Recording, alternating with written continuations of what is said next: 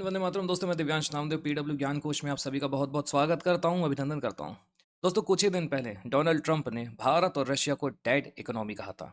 और मजे की बात यह है और दुर्भाग्य की बात यह भी है कि भारत के इस स्टेटमेंट के ऊपर हमारे खुद के जो बड़े बड़े नेता हैं उन्होंने भी डेड इकोनॉमी कॉइन करना चालू कर दिया था। अब ये दुर्भाग्य ही बोलिए कि आपको भारत के लीडरशिप पर भरोसा नहीं है और भारत जिस इकोनॉमिक स्टेबिलिटी पर चल रहा है उससे भी आप खुश नहीं चल रहे, क्योंकि आपको भी भारत में राजनीति करने के लिए कोई और मुद्दा नहीं मिल रहा है। लेकिन फिर भी आज जो आंकड़े आए हैं उससे ना सिर्फ हमारा अपोजिशन बल्कि बड़े बड़े अर्थशास्त्री जो बता रहे थे कि भारत की इकोनॉमिक की स्टेबिलिटी थोड़ी बहुत बिगड़ सकती है, और इवन अमेरिका में बैठे बड़े बड़े अर्थशास्त्री बड़े ही शॉक्ड है। क्यों? क्योंकि यहाँ पर ट्रंप के इस टैरिफ सिनेरियो के बावजूद भी भारत ने जो एक ग्रोथ रेट फर्स्ट क्वार्टर में हासिल करी है वो खुद आरबीआई की प्रेडिक्शन से बहुत ज्यादा है। और यहां पर यही बताता है कि भारत कितनी बड़ी इकोनॉमिक स्टेबिलिटी में चल रहा है, डिस्पाइट ऑफ हर तरीके के सिनेरियो जिसमें वॉर है, अनरेस्ट है, जहां पर अच्छा खासा कुछ एक स्थिति चल भी रही है, स्टेबिलिटी है भी किसी देश में, तो वहां पर भी अनरेस्ट पैदा किया जा रहा है। तो देखा जाए तो पूरे इस सिनेरियो में जहां पर हर जगह अशांति ही अशांति है, भारत की ये जो एक फर्स्ट क्वार्टर में इकोनॉमिक स्टेबिलिटी है, ग्रोथ रेट है, ये अपने आप में एक प्राइम एग्जांपल है और बताती है कि भारत किस इकोनॉमिक स्टेबिलिटी ग्रोथ रेट के साथ बहुत तेजी गति से आगे बढ़ रहा है। और भी सबसे ज्यादा शॉकिंग अमेरिका के लिए ये है कि अगर भारत इसी ग्रोथ रेट से चलता रहा तो जल्द ही भारत सरपास कर देगा यूएस को as a second largest economy in triple P by 2038, despite tariffs impose by the Trump. तो आप इमेजिन कर सकते हैं कि ये जो पूरा सिनेरियो है ना, ये डोनाल्ड ट्रम्प के फ्रस्ट्रेशन को और ज़्यादा बढ़ा सकता है। आइए पूरा मसला समझते हैं कि आखिरकार जो आर्टिकल्स आ रहे हैं, जो रिसेंट की न्यूज़ है जिसमें हर एक जगह पर आपको एक ही चीज़ देखने को मिलेगी। India's dead economy delivers a GDP shock to Trump, GDP growth at 7.8%, what Trump doesn't get about India's growth, no dead economy, India may surpass US as the second largest economy in triple P terms by 2038। और एक चीज़ मैं आपको बता दूं थोड़ा ध्यान से कि आरबीआई ने जो ग्रोथ रेट प्रेडिक्ट करी थी 6.5% के अराउंड, उससे भी ज़्यादा ग्रोथ रेट भारत को मिली है। तो ये अपने आप में बहुत बड़ा शौक है डोनाल्ड ट्रंप को, जो भारत के सबसे बड़े जो ड्राइविंग इंजन है आज के समय का, जिसे एक्सपोर्ट बोला जा रहा है, उसको रोकने का प्रयास कर रहे थे। लेकिन हुआ तो बिल्कुल उल्टा। भारत का एक्सपोर्ट अगर अमेरिका खुद आने से अपने देश में रोक भी रहा है तो भारत ने भी नए नए तरीके अपना लिए, जिसमें ऑस्ट्रेलिया, सऊदी अरेबिया, इवन बहुत सारे ऐसे रीजनल ऑर्गेनाइजेशन है जहां पर भारत का परचम बहुत ही ज़्यादा लहरा रहा है। आगे बढ़ते हैं और पूरा सिनेरियो समझते हैं कि आखिरकार ये जीडीपी का जो प्रेडिक्शन आया है वो किस बेसिस पे आया है। लेकिन उसके पहले आपको एक छोटी सी जानकारी दे दी जाए कि कल 2 सितंबर को प्रयागराज में यूपीएससी का सबसे बड़ा फैकल्टी रिवील प्रोग्राम होने वाला है। अगर आप फिजिकली जा सकते हैं तो आपका बहुत स्वागत है, लेकिन अगर आप किन्हीं कारणों से वहां पर उपस्थित नहीं हो पा रहे हैं तो आप बस इस क्यूआर कोड को स्कैन करके पहले तो रजिस्ट्रेशन करा सकते हैं और वाया यूट्यूब में भी आप उसे ज्वाइन कर सकते हैं। बहुत ज़्यादा और अगर आपको समस्या है, किसी चीज़ की जानकारी चाहिए हो, तो आप कमेंट बॉक्स पे जो पिन कमेंट है उसको फॉलो करना ना भूलें। और बहुत सारे आपके पास उसमें सरप्राइजेस भी रहने वाले हैं, तो इसलिए अपने आप में बहुत इंटरेस्टिंग रहेगा, इसमें ज़रूर आए।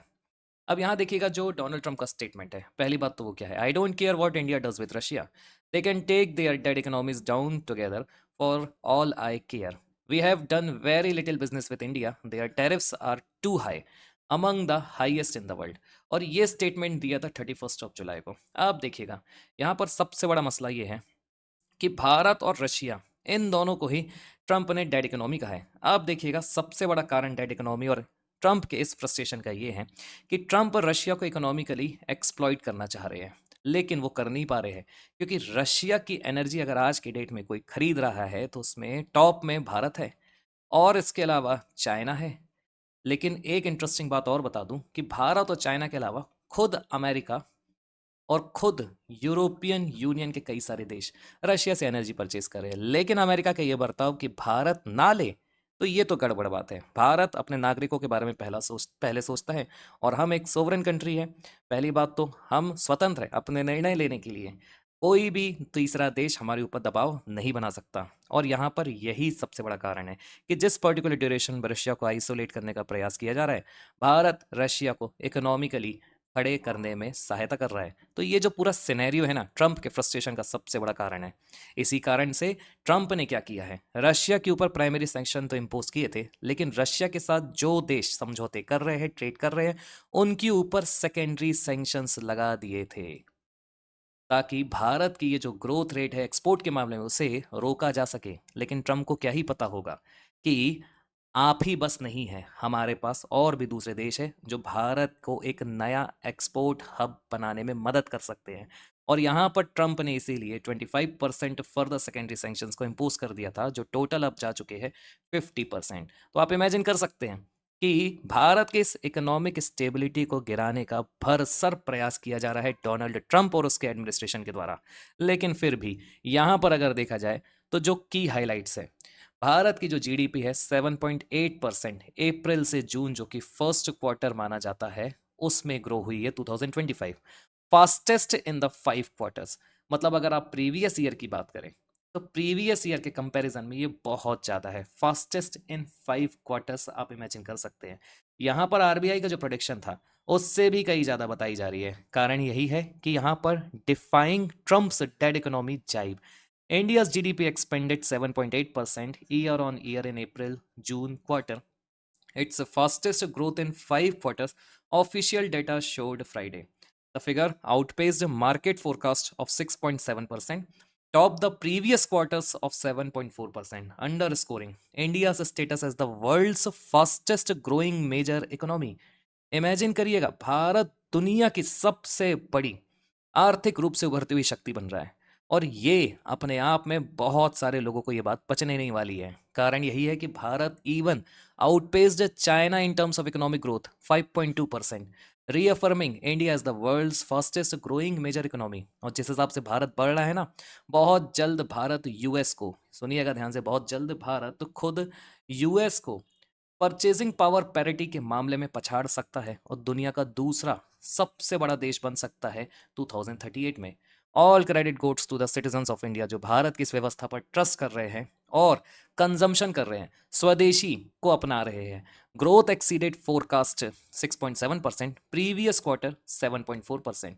तो यहाँ पर याद रखिएगा, प्रीवियस क्वार्टर की बात की जाए तो उसके मुकाबले भी 7.8% ह्यूज अचीवमेंट है। अब जो सेक्टरल परफॉर्मेंस है वो सबसे ज़्यादा इंपॉर्टेंट होती है, क्योंकि किसी भी देश की जीडीपी में हर एक सेक्टर, क्षेत्र का महत्वपूर्ण होता है, बहुत महत्वपूर्ण योगदान होता है। और यहाँ पर अगर देखा जाए तो देखिए, जब अपन सेक्टर की बात करते हैं तो 3 तरीके के सेक्टर होते हैं broadly: primary, secondary and tertiary. Primary मतलब एग्रीकल्चर सेक्टर, आप समझने के लिए समझ सकते हैं। सेकेंडरी मैन्युफैक्चरिंग, टर्शियरी आपका सर्विसेज सेक्टर कहलाता है। यहाँ पर अगर देखेंगे तो एग्रीकल्चर सेक्टर 3.7% पे ग्रो किया है, 1.5% लास्ट ईयर के क्वार्टर के हिसाब से, कारण strong sowing season. Manufacturing sector 7.7% पर है, रिकवरी इन डिमांड सबसे बड़ा फैक्टर है, above 4.8% in prior quarter. Services sector 9.3%, boosted by trade, hotels, transport, financial services, जो कुल मिलाकर हॉस्पिटैलिटी की बात करती है। ओवरऑल परफॉर्मेंस में देखेंगे तो सारे सेक्टर्स का बड़ा रोल है। लेकिन फिर भी अभी भी भारत की जीडीपी को जो सबसे ज्यादा पुश कर रहा है, जिसमें सबसे ज्यादा किसी एक सेक्टर का योगदान है, तो वो अभी भी सर्विसेज सेक्टर बना हुआ है। और कितने परसेंटेज पर ग्रो कर रहा है, 9.3% पे। लेकिन सेकेंडरी सेक्टर, मैन्युफैक्चरिंग सेक्टर भी बहुत तेजी गति से एट 7.7% पेस के साथ भारत का दूसरा सबसे स्ट्रॉन्ग ड्राइविंग इंजन बना हुआ है। और एग्रीकल्चर तो रहने ही वाला है। कुल मिला के तीनों सेक्टर्स भारत को और भारत के इकोनॉमिक ग्रोथ को स्टेबल बनाए हुए हैं। यहां पर अगर देखा जाए तो एक छोटा सा फिगर आपको दिख रहा है।